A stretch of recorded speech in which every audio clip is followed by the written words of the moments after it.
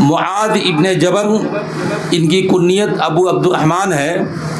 یہ نبی کریم صلی اللہ علیہ وسلم جب مکی زندگی میں تھے، سن 11 نبوی کے بعد جب بیعت عقبہ ہوئی، جس کو بیعت عقبہ ثانیہ کہتے ہیں، اسی وقت معاذ ابن جبل رضی اللہ تعالیٰ عنہ مسلمان ہوئے اور بیعت عقبہ ثانیہ میں حاضر ہوئے.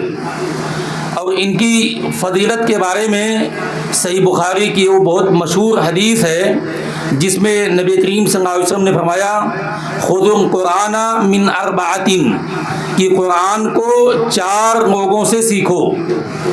آپ نے شروعات کی عبداللہ ابن مسعود، سالم مولا ابی حذیفہ، معاذ ابن جبل اور ابی ابن کعب. یہ 4 صحابہ کرام ہیں جن سے نبی کریم صلی اللہ علیہ وسلم نے صحابہ کرام کو قرآن سیکھنے کا حکم دیا.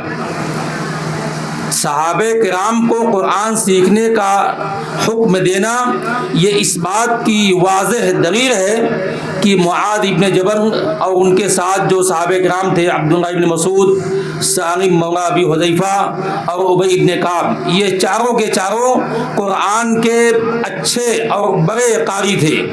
تو معاذ ابن جبل رضی اللہ تعالیٰ عنہ ایک قاری صحابی تھے، اور حدیث میں یہ بھی موجود ہے یا ان کی سیرت میں یہ بات موجود ہے کہ حلال و حرام کے بارے میں یہ سب سے زیادہ جانکار تھے صحابہ کرام میں. مگر اس روایت کے اندر تھوڑا ضعف ہے، یہ روایت کمزور ہے. مگر یہ بات صحیح ہے کہ نبی کریم صلی اللہ علیہ وسلم کے زمانے میں معاذ ابن جبل کا شمار فقہائے صحابہ میں ہوتا تھا، یعنی فقیہ صحابی معاذ ابن جبل رضی اللہ تعالیٰ عنہ تھے. اسی لیے سن 9 ہجری میں جب نبی کریم صلی اللہ علیہ وسلم نے یمن کی طرف داعی، مبلغ اور گورنر بنا کر بھیجنا چاہا تو آپ کی نظر معاذ ابن جبل رضی اللہ تعالیٰ عنہ پر پڑی. چنانچہ آپ صلی اللہ علیہ وسلم نے معاذ ابن جبل رضی اللہ تعالیٰ عنہ کو یمن کا گورنر بنا کر کے بھیجا اور ان کو دین کی تبلیغ، دین کی ترویج، دین کی نشر و اشاعت کی ذمہ داری سونپی. عام آدمی کو جب ایک آدمی کو بھیجنا ہو داعی بنا کر کے، مبلغ بنا کر کے، پرچارک بنا کر کے، تو ظاہر سی بات ہے کسی ایسے آدمی کا انتخاب کیا جاتا ہے جو آدمی اس میدان کا شہسوار ہو، جو آدمی اس میدان میں ماہر ہو.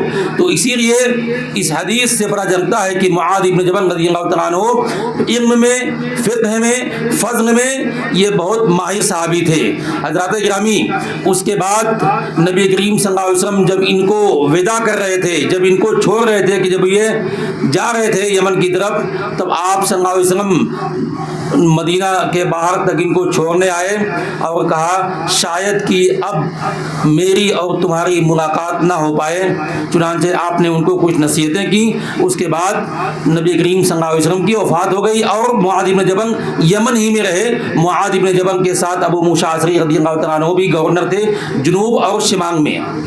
اس کے بعد جب عمر بن خطاب رضی اللہ تعالیٰ عنہ کا دور خلافت ہوا، ان کا زمانہ آیا، تو معاذ ابن جبل رضی اللہ تعالیٰ عنہ یہ طاعون امواس میں، جو ان کے زمانے میں بہت بڑی طاعون پڑی تھی، اس طاعون میں، اس بیماری میں سن 18 ہجری میں معاذ ابن جبل رضی اللہ تعالیٰ عنہ یہ انتقال فرما گئے. اور نبی کریم صلی اللہ علیہ وسلم کی حدیث ہے، صحیح بخاری کی روایت ہے، جس میں آپ صلی اللہ علیہ وسلم نے شہیدوں کی اقسام کا ذکر کیا.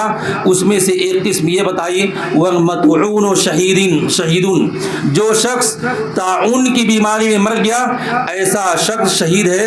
گویا کہ معاذ بن جبل رضی اللہ تعالیٰ عنہ طاعون کی بیماری میں شہید ہوئے. یہ ان کی زندگی بہت لمبی نہیں تھی، بہت مختصر زندگی تھی، کیونکہ جب یہ مسلمان ہوئے تھے تب اس وقت ان کی عمر 20 سال سے کم تھی، اور جب ان کی وفات ہوئی تو ان کی عمر 40 سے کم تھی، 38 سال یا 37 سال ان کی عمر تھی.